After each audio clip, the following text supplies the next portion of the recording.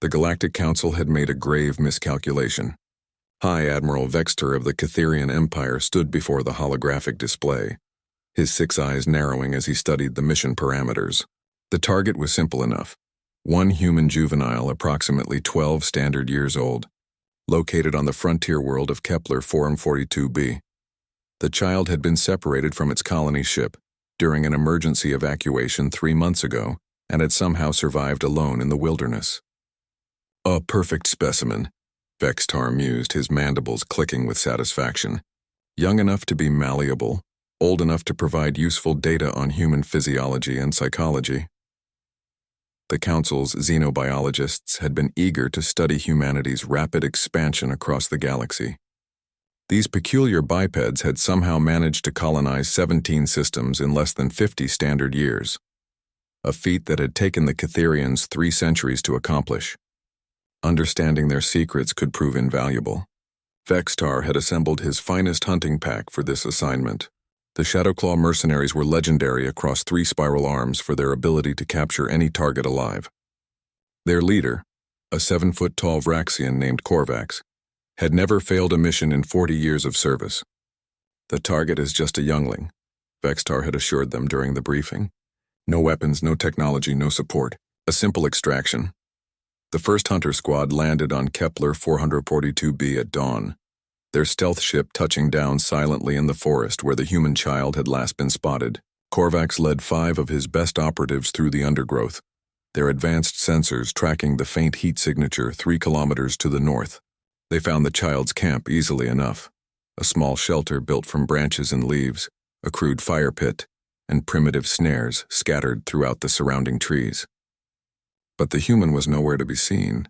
"Spread out," Korvax ordered, his voice a low growl. "The target cannot have gone far." They searched for hours, their sensors detecting nothing but the ambient wildlife.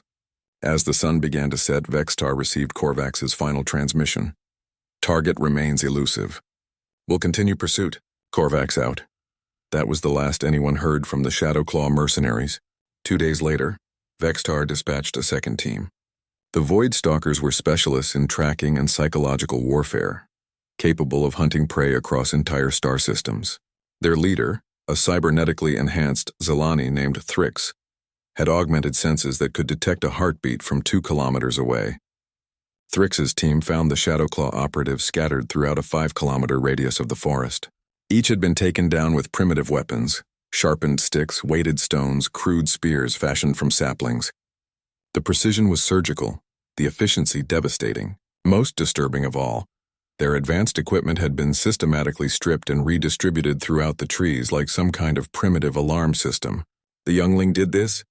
Thrix whispered into her comm, studying Korvax's body.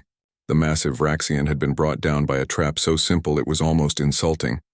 A deadfall trigger that had crushed his skull with a perfectly placed boulder. That night, the Void Stalkers began to disappear one by one. Their sensors detected no hostile signatures, no energy weapons, no advanced technology of any kind. Just the whisper of wind through leaves and the distant call of nocturnal creatures.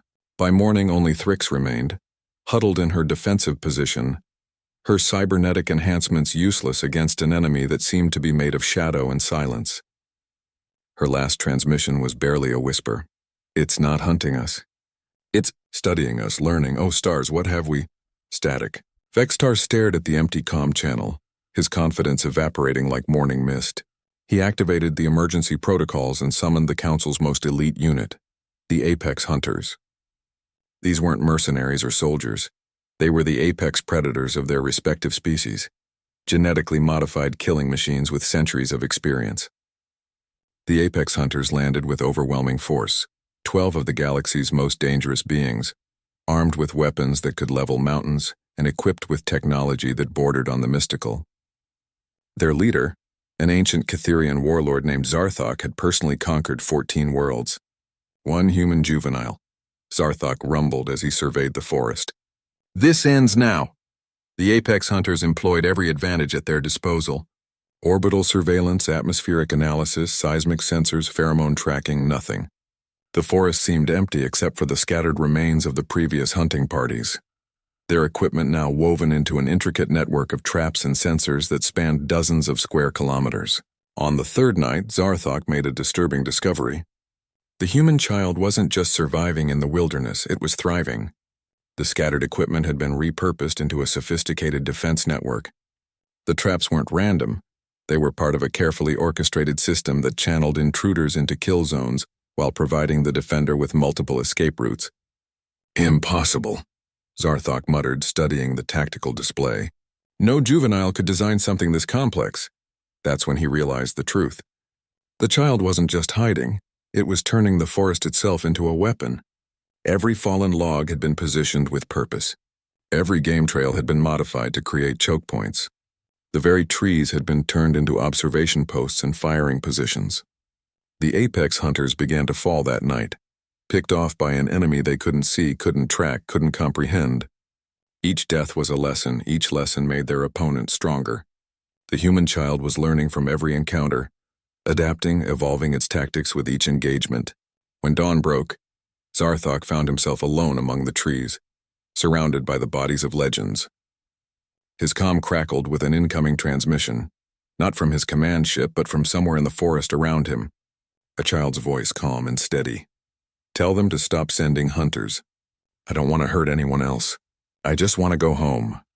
The transmission ended, and Zarthok realized he was standing in a clearing surrounded by enough traps to kill him a dozen times over. The human child could have eliminated him at any moment, but had chosen not to. It had shown mercy to a predator that had come to capture it. High Admiral Vextar received Zarthok's final report 3 hours later. The ancient warlord's voice was shaking as he delivered his recommendation. Terminate the mission immediately. Send a diplomatic envoy to negotiate the child's return to human space. And, Admiral, mark this system as off-limits. We have gravely underestimated this species. The Galactic Council quietly closed the file on Project Human Juvenile 001 and issued new directives regarding human contact. The frontier world of Kepler 442b was declared a no-fly zone, and all future encounters with human colonies were to be approached with the highest levels of diplomatic protocol. They had sent hunters to capture a human child. None had returned, but one had learned the most important lesson in galactic history. Humanity's greatest weapon wasn't their technology or their numbers. It was their children's ability to turn any environment into home, and any threat into a teacher. The galaxy would remember.